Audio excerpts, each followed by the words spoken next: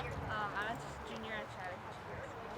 I'm Maria Smith. I'm also a junior at Chattahoochee High School, and we're going to be interviewing you today about Macedonia Cemetery.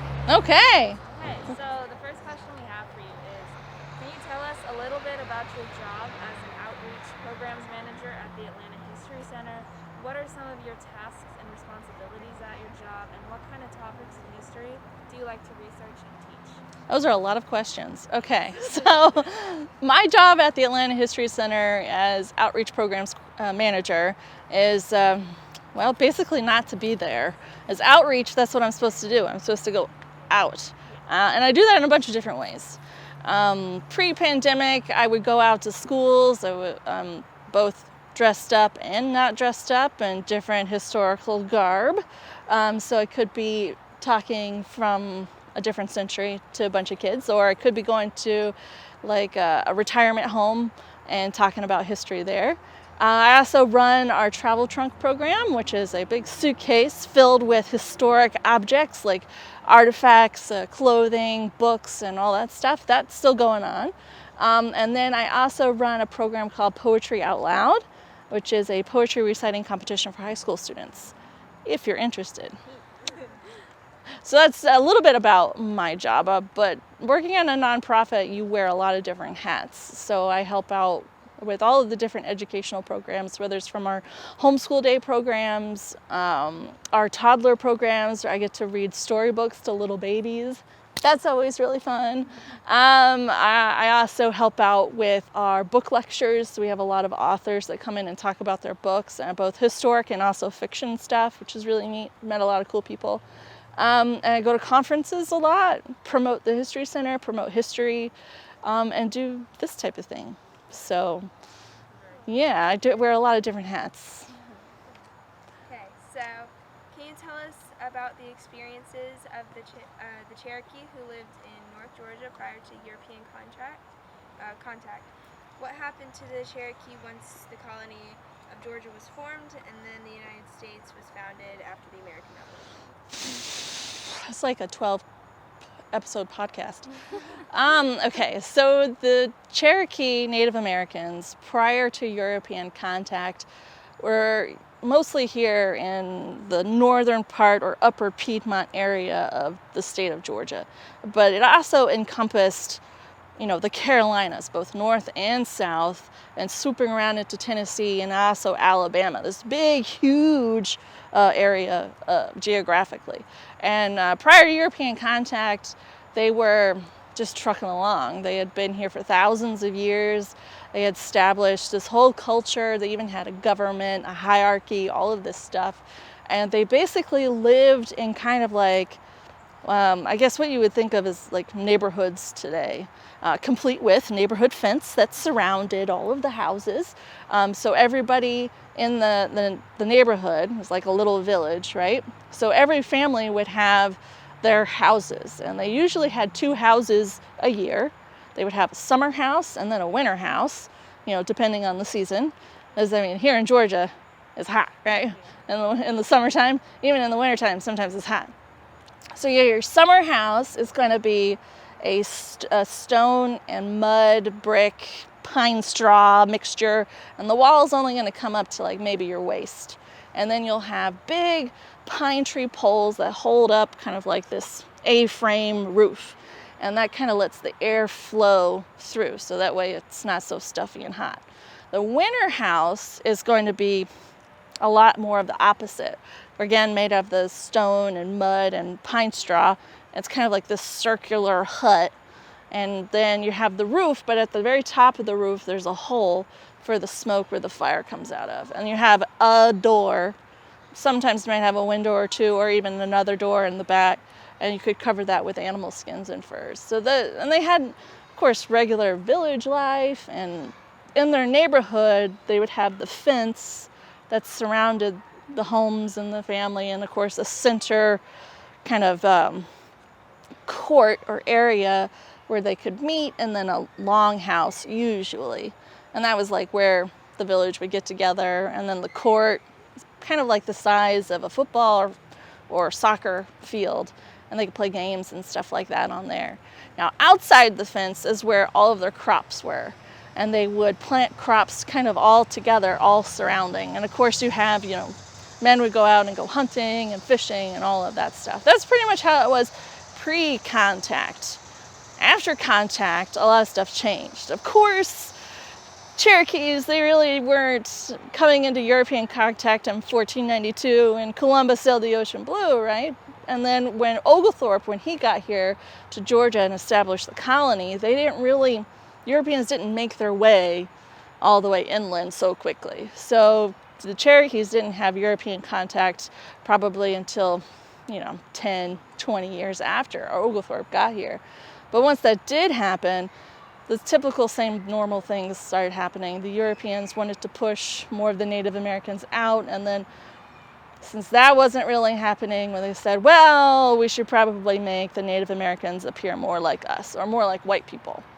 So they started to break up those villages and have them be in single family farms, miles apart from one another. And then of course, that didn't last very long, because we get into the early 19th century, so early 1800s, where gold was discovered in Dahlonega, which is in the northern portion of our state. And once gold, you said that word, all of the Europeans said, well, we have to get all of those Native Americans out of here, and because we have to have that gold and we have to have that land. And so that's when you start getting into federal intervention, state intervention, of removing the Native Americans, not just the Cherokee, but Cherokee, Creek, Muskogee, all of them, forcibly removing them. And they did have a big win. They had a win from the Supreme Court saying that the contract between the federal government and the Cherokee Nation was ironclad, and that the U.S. government could not forcibly remove the Cherokee, the Native Americans, from their homeland. But of course, our president at the time, Andrew Jackson, said, well, the Supreme Court said it, let's see if they can act it out. So he sent the U.S. Army down here and started gathering everybody, moved all of the Cherokee that they could find. Some escaped to the Carolinas, which is where we have Cherokee Nation really today. They relocated and gathered most of the Cherokee near Chattanooga, and then forced them to go on what we know as the Trail of Tears. So that's a very, very, very long explanation, and it doesn't even scratch the surface, really. So I hope that answers your question. It does. Thank you. Okay, so can you tell us about the experiences of white frontiersmen, traders, and settlers in the North Georgia Cherokee territory, and how did their arrival affect the Cherokee? Ooh, so the arrival of the white frontiersmen and tradesmen into the Cherokee area really didn't really affect them too much at first. What the white frontiersmen did, some people say they were like pioneers. They established like little frontier shops.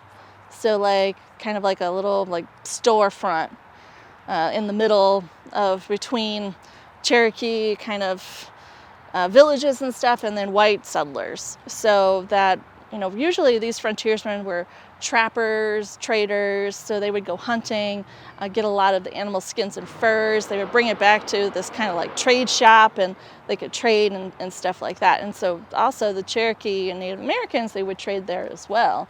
It's basically kind of like a store, a restaurant, like where your mayor, your government is, everything in newspaper, journalism, like all of this stuff was there.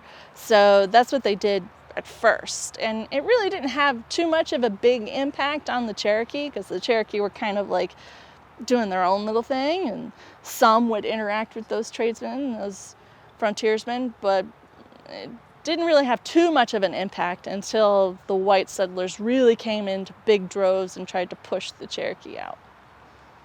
Interesting question. Okay. Then can you tell us about the African Americans that lived in the Cherokee Nation during the early 1800s? Yeah, so the African Americans that lived with the Cherokees usually were as enslaved people. So Cherokees, Cherokee Native Americans, there were some just like white people who were all kinds of different hierarchies. You have your super elites who are really wealthy, you've got a middle class, and you got a working class, right, who are poor. And those super elite wealthy people, it was the in thing here in the South and pretty much the country at that time to have and own people, enslaved people. And those were people from Africa. So it wasn't an actually ideal life, you know. Anybody who's going to be owned as property, that's going to be pretty bad. Now, when the U.S. military came here and forced those Cherokees to move and go on the Trail of Tears, several of those, or a lot, a good portion of them, of enslaved people moved along with the Cherokee people and resettled in what is now what we know as Oklahoma. But of course, you know, some escaped along the way, and it's kind of like one of those untold histories, unfortunately. Some went to the Carolinas, where the Cherokee Nation is established today, and stayed in enslavement all the way through till the end of the Civil War, where we had the end of slavery with the 13th Amendment. So complicated, really sad, and not fun. I don't think not fun would even scratch the surface. Yeah. Can you tell us about the experiences of white settlers who lived in North Georgia during the European colonial period, and what happened to the white settlers excuse me, once the colony of Georgia was formed and then the U.S. was founded after the United States? What happened to the white settlers when the Georgia colony was formed? Okay. So when the Georgia colony was formed, most of the white settlers lived on the coast in what is now known as Savannah. The colony was fully established when white settlers were moving westward. And even once we get into post-revolutionary time period, so after the American Revolutionary War, you didn't have white settlers coming into parts of the northern part of Georgia. So it really, there weren't a whole lot of white people in that part of the state when the colony of Georgia became the state of Georgia. So it really didn't have too much of an effect on them. Now, Georgia kind of remained loyal during the Revolutionary War to the British Empire. And of course there were, you know, like I said, loyalists, but there were also patriots, what we know as patriots, who fought against the British Empire to win U.S. Independence. So that's a whole other story right there. But Georgia, for the most part, didn't have too much action, or didn't see too much action when it came to that. Alright. And then how did diverse people who lived in North Georgia interact with each other during the 18th and 19th century? And why were the Cherokee removed? And did any stay? And what happened to the African Americans? Okay, let me start with the first one. So, how did diverse groups of people interact with one another? Okay. I have to think about this for a second. You guys are like asking really tough questions. Take your time. Take your time. You're all good. Yeah, like I need like to write a dissertation or something. Okay, so diverse groups of people in Georgia, it really depended on what time period that you're talking about and how they interacted. If you're talking about the early part during the colonial period, diverse groups interacted along just fine, depending on where you were. If you were a white settler or a frontiersman moving here to the north part of Georgia, interacting with Native Americans, usually they got along just fine. You know, if it's a one white person versus a large group of Native Americans, the white person is going to get along just fine. They're probably even going to maybe even intermarry, have families together, or maybe even move into that village, that Native American village. Now, when it comes to African American people, the first enslaved people arrived here in the what we call United States, so this continent, in 1619, and that was actually in Jamestown, so away from here. The first African slaves that we know of here in Georgia didn't arrive until a little bit later. Now, the colony, you do hear stories of Native Americans trying to be enslaved by European colonists, and we did have that in the Georgia colony. However, it was very difficult to keep Native Americans as enslaved people because two big reasons. This was their home turf, right? So Native Americans, they knew the land, they knew the people could speak the language, so they could run away and get home or find help easily to escape and gain their freedom. So those are the two really big ones. So that's why a lot of the Europeans, they started to enslave and kidnap Africans. It's a whole nother continent. Africa is the largest continent in the entire world, and it has all of these different groups and different linguistic groups. So what Europeans would do is they would kidnap these different Africans from different tribes who spoke different languages, had different cultures, different religions, all of this stuff, and then kind of mix all of those languages and cultures together to where they could not communicate with one another. And so they could not work together to gain their freedom.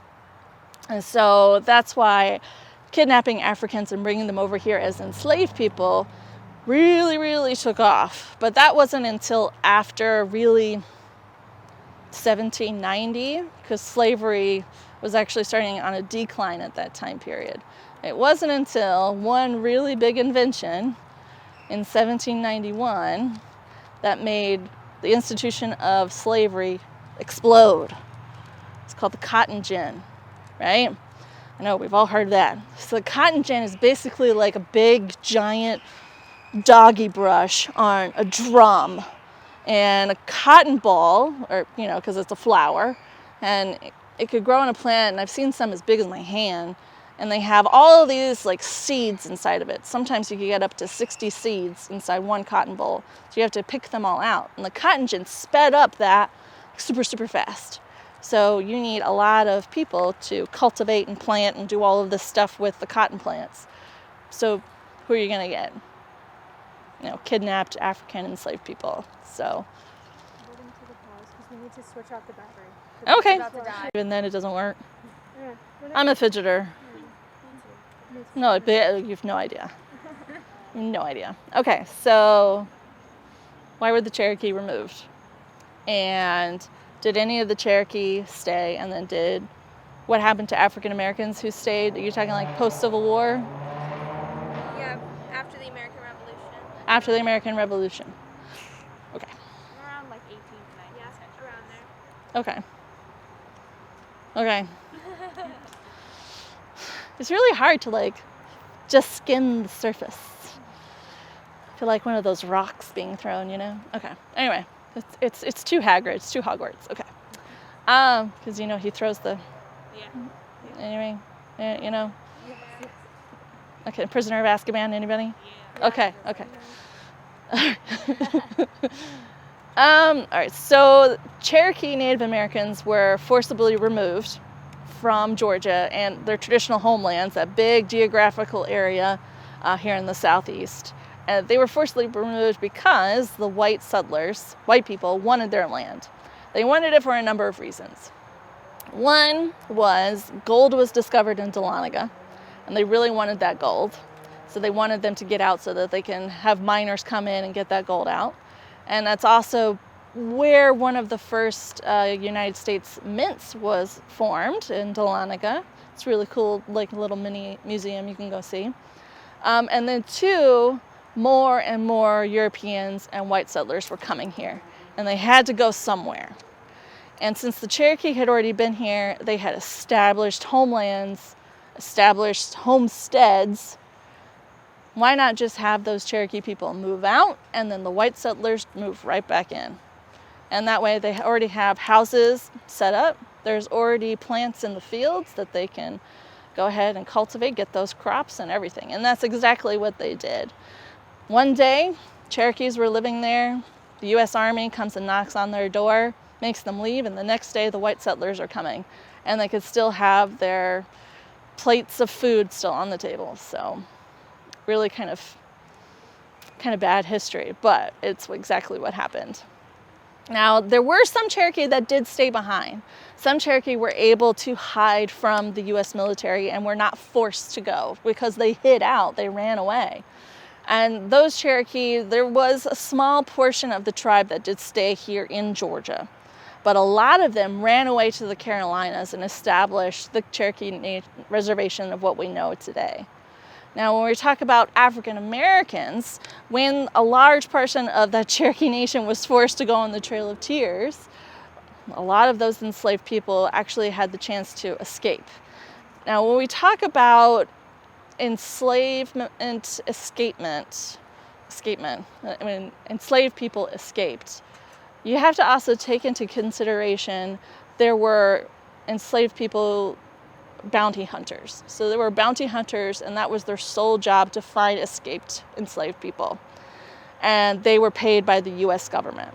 It was in the U.S. Constitution that if an enslaved person ran away from their owner and even got to a free state, that free state legally has to return them back to their owner.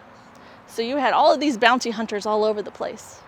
So if you have a Cherokee person, a slave owner, who says, hey, my enslaved person ran away, you need to go find him, they could hire that bounty hunter and have him to go find him. Really, it wasn't until you got to Canada that enslaved person was going to be safe from being caught. And even then, bounty hunters, they're not exactly what we think of as police officers or anything. They could go over Canadian lines and drag somebody back. So, did I get all of the questions? Okay. All right, lay it on me. All right. So, in your opinion, are cemeteries such as the Macedonia Cemetery important to understanding historical time periods in local history? Why or why not? Oh, well, this cemetery and cemeteries like it are very important to understanding historical time periods, and also just the people who lived in history. Right now, everybody is really getting into their genealogy and discovering their own family history and their ancestors. And cemeteries actually make up a very large portion of that history. I mean, we can go online or pay for a site to do research, or you could pay to have your DNA sent off, and they can tell you what your DNA is made of. But those sites, those genealogical sites, they get a lot of it from marriage, birth certificates, and death certificates. And some of those certificates and stuff you find a lot in cemeteries just like this one. So these make up a very large portion of that genealogical research. It's very, very important, definitely. So this is a similar question, but in your opinion, are cemeteries such as the Macedonia Cemetery important to our lives in today's society? Why or why not? Yes. Well, I always think that cemeteries like this and other historical monuments like this are important to today, because I think it's important for us to not forget what happened in the past. As a historian, that's very important, is that you have to link what you've learned from the past in order to make yourself a better present and future. And so often today we really forget that. But history is all about what happened, right? Who lived in the past? What decisions did they make? And how did that affect who we are today? And if we don't learn from that, how are we going to make things better, right? And they always say that making mistakes is the best teacher. And really it is. And stuff like this, of course, is going to help us, because we could look at birth rates just by looking at a cemetery. If you have children under the age of 5, you have a lot of those burial sites or gravestones in the cemetery. You can try and be like, well, why did a lot of those children die? Why more than the average of what we know? Maybe there was something like a sickness, or was there something even deeper than that, an accident or something? You can really dive into all kinds of stuff, and it really affects how we are and how we act and who we become in the future. Sort of going back to the time period of the 18th and 19th centuries, and sort of the relationship between the Cherokee and Black Georgians, what kind of relationship did they have during that time? In the 18th and 19th century? Yeah. So the relationship between Cherokee Native Americans and African Americans, as I've said, was really more of a master and enslaved person. You did have, like I said before, you have the different hierarchical system, right? So you have the super rich elite Cherokee, Native Americans, the more middle class, and then like the working class who are the poor. Really, it's going to be the upper super rich who are going to have the enslaved people, because enslaved people were looked at as property and they were very expensive. So you had to have a lot of money in order to buy another person as part of whatever work you want them to do. So when I say that it was more of like a master and enslaved person relationship, that doesn't necessarily mean that those different levels of that hierarchy, so the middle and lower class, didn't have a different type of relationship with African Americans. As I'm sure part of that working class worked alongside and together with those enslaved African Americans. So, and we see that a lot. Do you think it's important to draw public attention to historical sites like the cemetery, and why? I do think it's important to draw public attention to cemeteries like this one. As I said before, I think it's important that we know where we've come from and who was here before us. I mean, in Georgia, in our state, especially here in the metro area, a lot of people move in or a lot of people move around, and but these people, they're going to be here forever, right? And so I think it's important to know what happened in the area that you live in. But it also helps you to understand what happened here, who lived here, what kind of decisions did they make. And it all goes back into, we need to learn from history in order to really help to face our future and shape what we become. And one of our last questions is, how would the cemetery provide visitors with a different experience than history centers or museums? Well, see, that is just mean because I work for a history center. Cemeteries like this one and other historic sites like this one could provide a different experience from like a typical history museum, in that you're actually here in the place where something happened. So a cemetery like this one, you're coming to a place where people were laid to rest, and it's usually by loved ones, right? So they bury them in a casket and they have a gravestone, and that's, somebody who loved that person did that. So you could really get into the history behind that person and that relationship. So it's a completely different kind of history interpretation, different history animal, what we call. And is there anything else you'd like to add? I just think that this is a really cool project, and you guys should be really proud of this and what you guys are doing. It's really neat, and I'm glad that at least I hope that I was able to add a little bit to it. Thank you. Sometimes I go on some tangents and stuff. I'm kind of a nerd, so. Well, thank you so much. Thank you guys. This is really fun. Yeah, you contributed a lot to our project. It was great meeting you. Yeah, great meeting you.